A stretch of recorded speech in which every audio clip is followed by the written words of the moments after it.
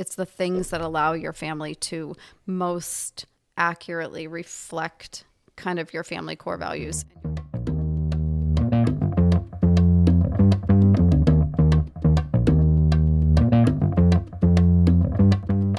Welcome to Shoot Straight Parenting Podcast, where we talk about how to aim high, shoot straight, and launch children for success. I'm Ted. And I'm Jen. And today we are talking about non-negotiables. What really isn't open for debate or discussion?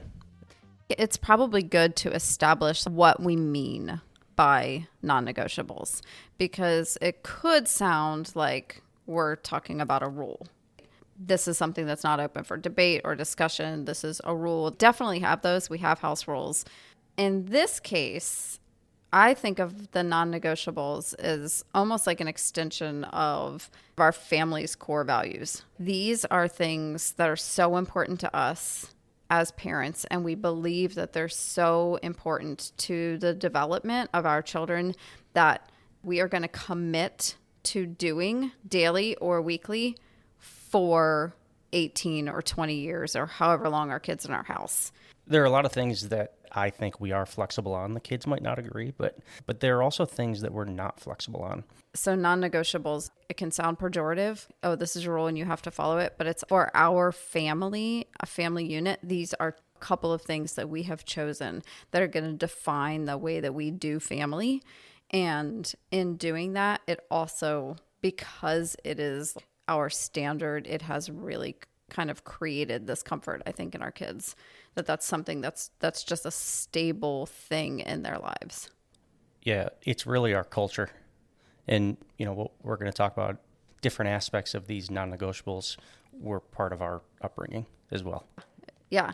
I think back to the things that my parents were not negotiable on, and it definitely created comfort, even though at the time I was probably frustrated sometimes with, oh my gosh, we have to go to church again, or you can't bring dinner to your room to eat by yourself. Right. Or, oh, we're not going to turn on the TV during dinner. Right. But when I stop and think back on it now, like, I'm so grateful that my parents built that culture of those kind of standards.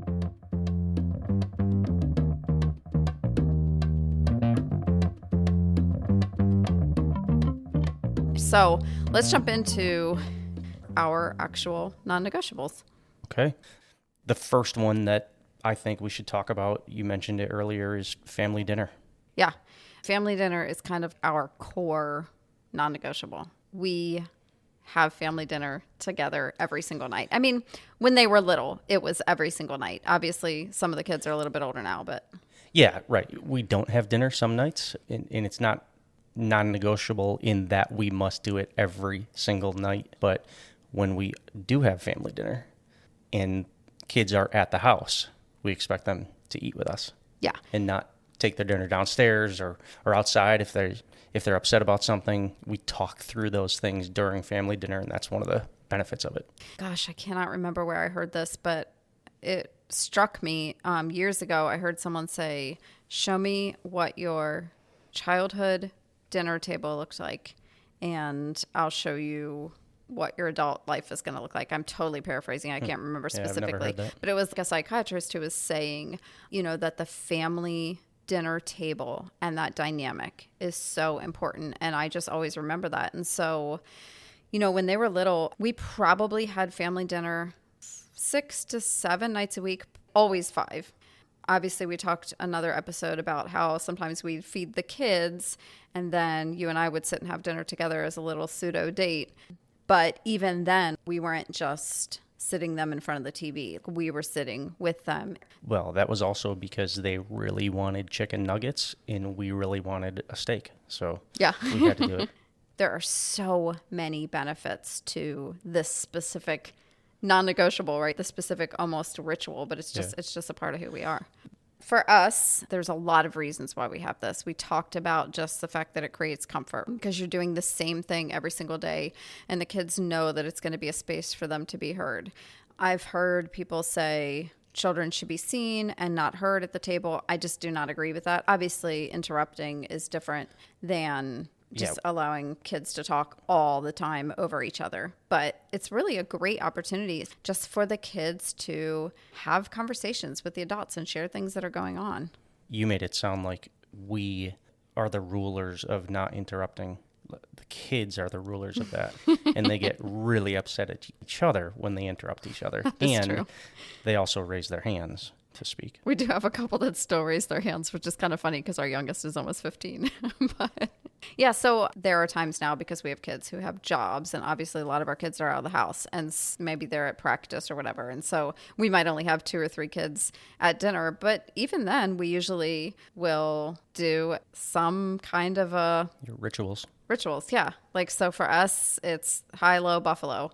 Used to just be highs and lows. One of our boys told us one year about how in a group that he was in at school, they would do high, low, and buffalo. And buffalo is something unusual. Like if you were walking down the street and a buffalo crossed in front of you, that would be an unusual thing. At least here on the East Coast, it would be. So that's something that we often ask the kids. What's your high? What's your low? Did you have a buffalo?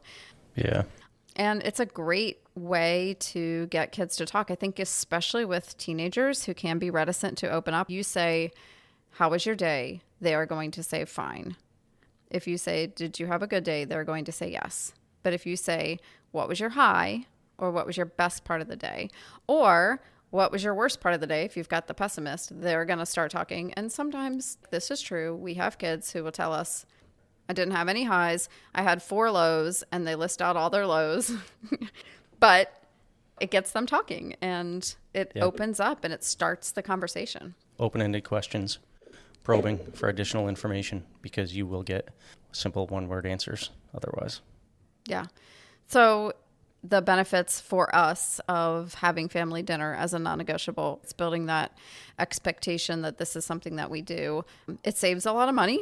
If you're not eating out all the time and you're sitting, and hey, maybe your family dinner is takeout, and that's totally fine, no judgment. For us, being on a budget with 9 kids, making dinner every night, and really involving the kids in that as well. The kids still help make dinner most nights, and certainly when dinner is finished.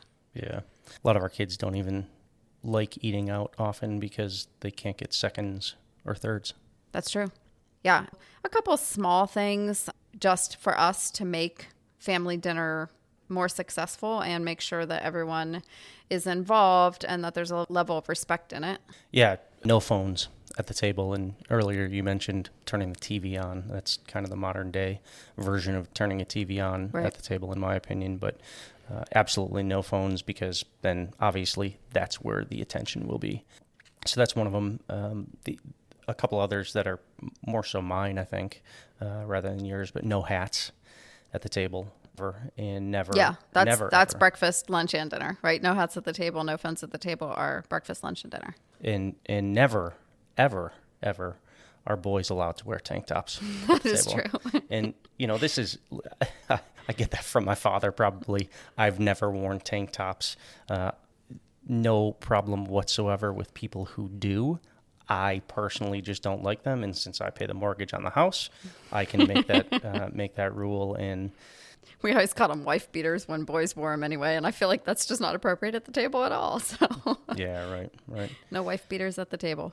One point I wanted to make was also as the kids have gotten older, it's just natural with everything that you ease off a little bit. But the point I want to make is it's really important to start young. These things, and because you're simply trying to make things a habit. Yeah, and I mean, it really is a habit. I have watched our boys so often pull their hats off when we're somewhere and someone else is praying, or they go to sit down even in a restaurant, and it's just as natural for them. But we built the habit. There's a little bit of you have to know the rules before you can break them. So obviously allowing a 17-year-old to look at their phone during breakfast when nobody else is around is a little different than, having a 4-year-old sitting with a tablet at family dinner. And so that's really where we're going there, is that we've kind of built these habits. And we also don't believe in 100% equality. So I think one of the other things is just being respectful. So there is a difference between the lunch table and the dinner table. And so we have rules, obviously, like not looking at your phone, that just apply to eating. But the dinner table, I think, is a little bit different level of respect. And we've often told them, like, if you looked like that when you were on a date with someone, the girl would get up and walk out of the room, right? And so we are asking them to practice manners with using their forks and knives properly. Certainly, absolutely no burping at the table. That's the mom rule right there. Nothing will set me off faster. I'm pretty sure burping sets you off all the time. It does, but especially at the table. And, I just have something that I always say, like, there are ladies present. There are things that dad and the 6 boys can talk about, and I don't care at all if they talk about them, but I don't want them to talk about it in my presence or in the presence of their sisters. It's a little bit of just kind of helping our children understand that there are things that are... Chivalry isn't dead. Right. And there's like locker room talk, yeah. And there is dinner table atmosphere, and they really should be different. And so, when they were little, I don't push on this now, but when they were little, I didn't allow elbows on the table. We did ask them to sit up a little bit straighter. Obviously, some of those things really matter when they're little and you're just kind of teaching them some habits. No slouching. Even now, we would not let the kids lay their heads on the table during dinner. It's just rude and disrespectful. So really the family dinner is less about rules and creating this perfect atmosphere and making sure that they know how to be perfectly genteel. It really is about coming together as a family and enjoying a home-cooked meal that at least some of the kids have helped with and that everybody helps clean up after, and having that just that minute in the day, because sometimes with busy schedules, that might be the only hour. Oftentimes. Yeah. Oftentimes, yeah. No. It is really more about the culture and that community of family in that moment. I will say we have a lot of, now that our kids are older, we have a lot of friends, boyfriends, girlfriends, now wives coming to dinner. And so what has become kind of a new little habit with our family dinner is that it started, probably 8 or 9 years ago, where the first time a guest came to dinner, we would, in all seriousness, tell them that they had to pray for family dinner. We were actually joking. A few of them jumped right in. Yeah. And I will say, the ones that jumped right in, they're still around. So just a word of advice. Yeah, and listen, one thing I want to point out here, we've talked for the past few minutes about family dinner, and that's ours, right? You might not do that, and we're not judging. We're not saying that everyone should. It is a good opportunity though, because kids generally like food and they're hungry all the time and they want to eat. And that time of the day is when most people are around and able to join for a meal. So, it works. It's what's worked for us. Find what works for you. Take advantage of that time when you have a captive audience. Yeah, for sure. And I think that's kind of, in general, the idea of non-negotiables. It's the things that allow your family to most accurately reflect kind of your family core values and your family culture. And so for us, the dinner table is just almost the perfect culmination of the things that matter to us and how those can be represented and how those can be replicated day after day and create these just really great moments for our family. Yeah. But that is not our only non-negotiable. Yeah. So the other one is church on Sunday. We go to church every Sunday, and that is just something that we have been committed to, for the entire time that we've been married. I was raised in the Catholic Church, and it was very common that we went to church. I would say if I had to put a percentage on it, we probably went to church 75% of the time. Mm-hmm. We actually would go to different churches because my parents always looked out for what the shortest service was, and we would go to that service and get it done in as little time as possible. But the important thing was my parents were interested in us having a certain set of values. Yeah. And listen, there were ups and downs. There were seasons where we went every Sunday for a long time. And then there were seasons, whether because of sports or something else, that we missed many weeks in a row, but we always came back to it. We always knew that it was an important part of our lives. If I remember correctly, my one grandmother went to church 2 or 3 times every single week. Yeah. You had a little bit of a different upbringing. And that was my experience. So we did go to church multiple times a week. It was definitely a non-negotiable in our families. We went Sunday morning, we went Sunday night, we went Wednesday night. And then as we got older, we had youth group on Saturday nights. And yeah, I mean, it definitely colored the culture of my family growing up. Our lives kind of revolved around the community of our church. And as we became tied into our church that we've been attending for about 13 years now, we realized that we wanted that for our kids as well. So both of our non-negotiables reflect exactly who we are as a family unit. This is just something that we have chosen. It is something that they will participate in. Now, we're very blessed that all of our kids love our church and they want to go. And obviously, sometimes we miss 1 or 2 Sundays a year because of vacation. But really, that's about it. Yeah, and it's made a huge impact, or it's had a huge impact on almost all of the kids. And I would never change it for the world. Yeah, I mean, I think not everybody who listens to this podcast is going to be a person of faith, or maybe you have a faith that's a little bit quieter. And I think this is so important. I would really encourage you. Obviously, faith is the defining factor of my life, but finding whatever that thing is that you as a family unit can coalesce around. And really it's like one of the least selfish things you can do. We are modeling selflessness in so many of the ways that we participate with our church. When you think about a lot of activities that you can do together as a family, they can be just entertainment or very self-serving. You know, taking your kids to an amusement park or taking your kids for them to go participate in sports.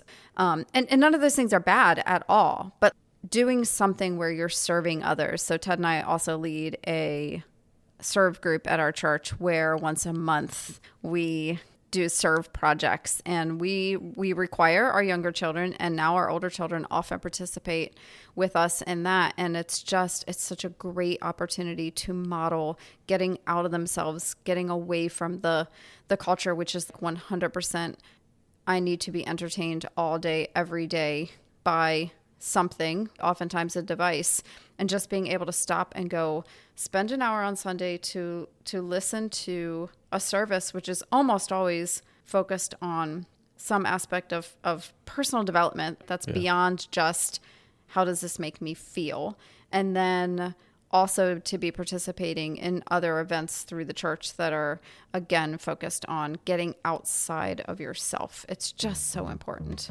Yep, surely is.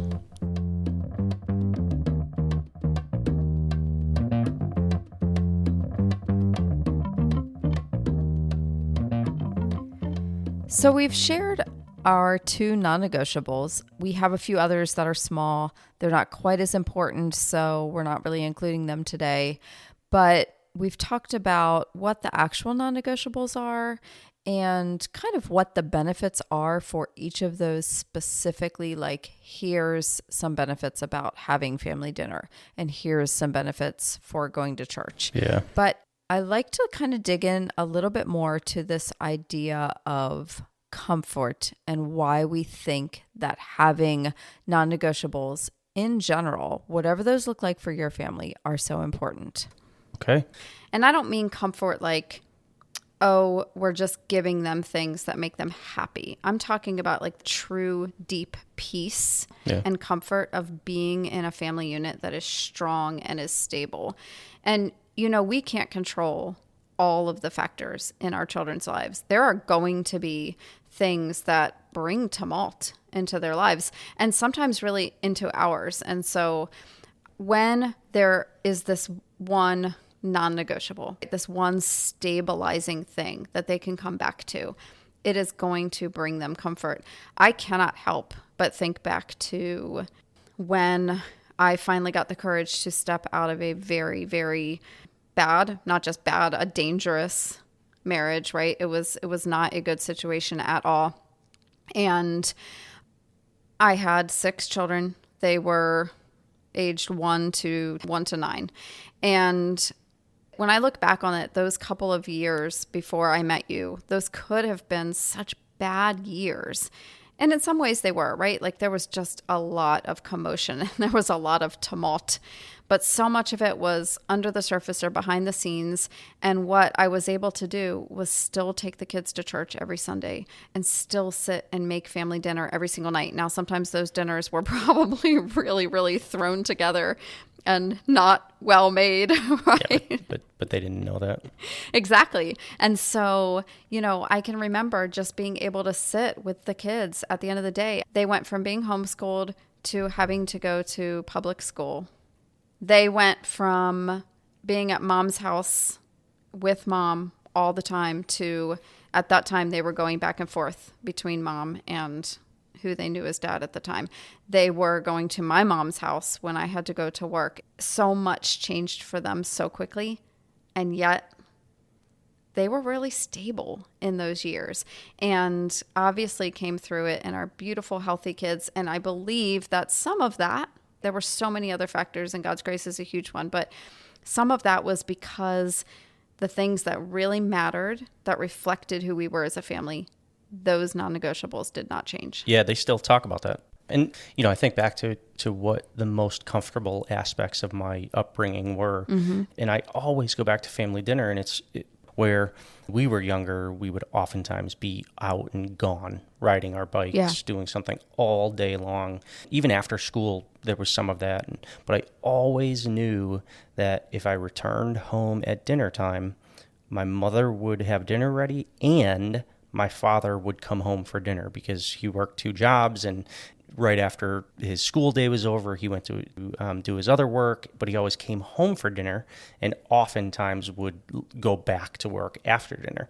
But I knew he was going to be there. So in addition to the comfort of just knowing that everyone was going to be there, to eat a meal, on some days, that was really the only time we had to see my father. Right?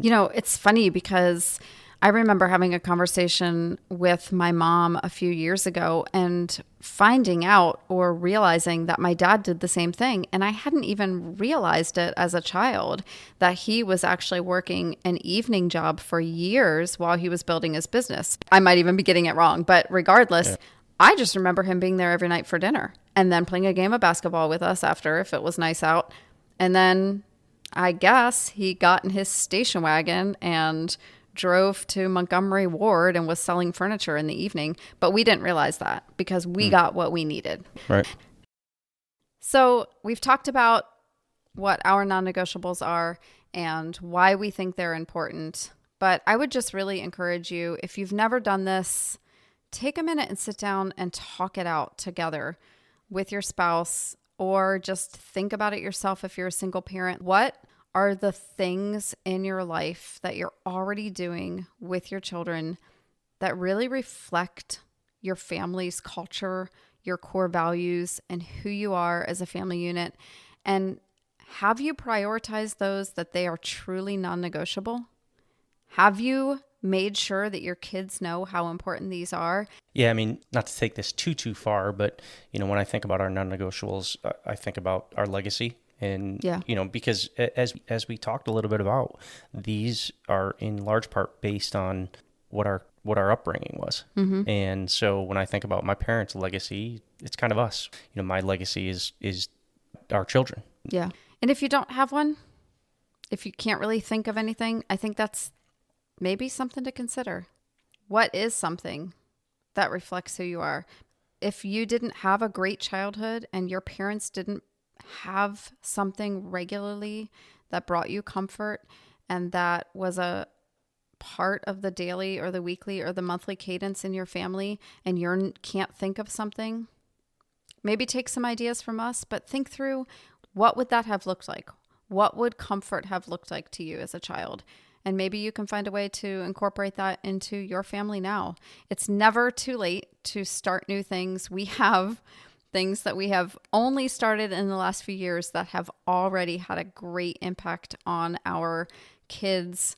And, I wish we had started them years earlier, but we're doing it now. And that's just kind of how you parent. You shift and you do the best you can for the years that you have left with them. Yeah, they're evolving, as you alluded to, as the kids get older and move out and aren't here all the time for family dinners anymore. Well, one thing we know is that when they come back to visit, they will not be wearing a tank top to the family dinner table. Thank you so much for joining us for Shoot Straight Parenting Podcast. We'll see you next time.